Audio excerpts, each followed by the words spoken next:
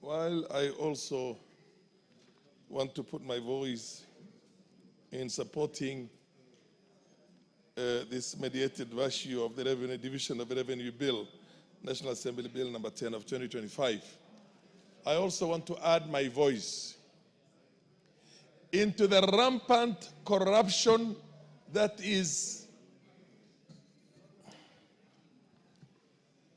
so prevalent in our country right now. You wonder what is happening to the law and order in the country here. We have equalization fund, which was supposed to be used to help the counties that were left behind from the colonial days, who are marginalized systematically. And that equalization fund right now, the county governments want to lay their hands on that. And before we could even go far, in one constituency, the governor has the audacity to call the councillor, the MCAs, and tell them, you people have been disturbing me, you want to put a motion of impeachment on me, you can take that one for your ward. 23 million, 20 million, 15, literally parceling it out and telling them that is where you're going to make money. The idea is that these MCAs would go there. I don't know if they're going to accept it. A few of them have called me and they were disgusted by it. And just create some things like a small pans out there out of nowhere without proper bill of quantities there, and they take the money. Whereas I had indicated myself before that we need that money to put in an infrastructure, help the entire rural area of my constituency get the national grid. And by the way, REREC has got the materials. All they need to do is for the labor itself. That place would have lit up the entire constituency. But when you put that in the hands of governors, then what happens?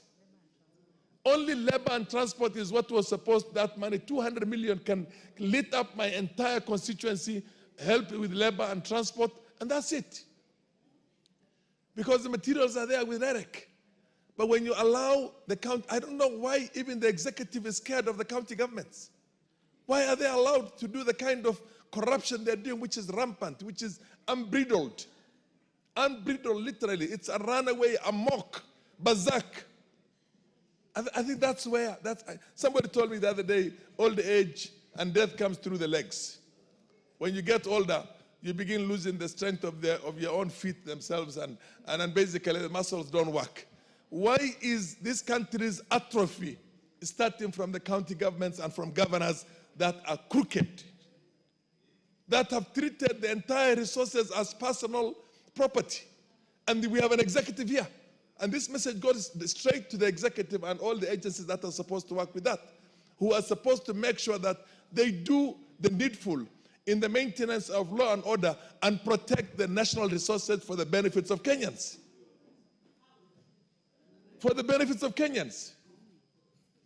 Because when these things are happening, and they're happening in the manner in which they're happening, with almost zero public participation, and people are making money out of that, and we allow it to happen. We allow hundreds of billions of Kenya shillings to get wasted, and for governors to have their vehicles, take choppers, take planes, and everything else, and literally turn this into a private property. Mr. Speaker, I think we have a problem in this country, and this house being a legislative house, a lawmaking house that has that express ability to do that, and the constitutional mandate to do that, we better begin dealing with these things very well and saying that we're not going to pass any of these appropriations before certain things are put in place. You remember when we were trying to negotiate the RMLF before the courts pronounced themselves into that, because the governors were the ones who were pushing for these things, and they're also coming for the CDF. And the whole idea of coming for all those things is not to put these things in the hands of an entity, which can, another authority for the benefits of the people. They just want to steal it. They're doing that with the donor money also. Mr. Speaker, I want to put my voice on this, but at the same time say that we have a problem in the country. We're talking about corruption in the country. And the same corrupt guys are the ones who seem to have the ear and the support of the local people out there. Because Parliament has failed to do its work, National Assembly has failed to do its work, The executive has failed to do its work. The government, the appropriate authorities on the maintenance of law and order to protect the national resources are not doing their work. Well, we have a problem. We have a problem of resources in the country. We have a problem of poverty, rampant poverty.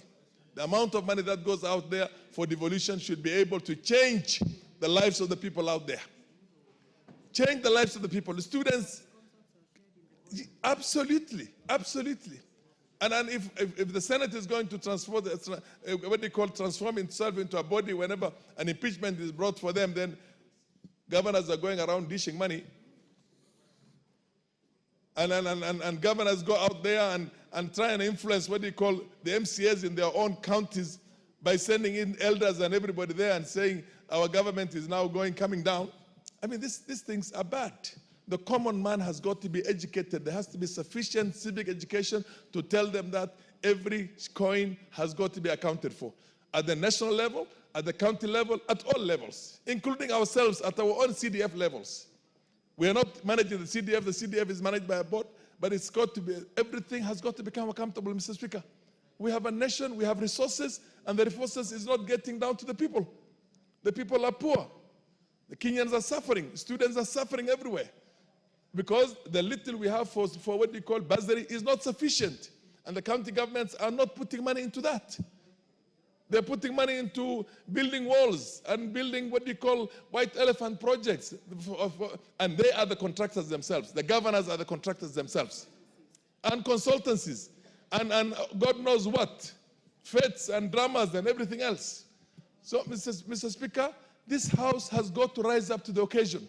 Members of Parliament must take the responsibility of protecting the national resources from everybody who's going to misuse them. If we don't, then we become complicit in that. We become part of the corruption. We become part of the rot.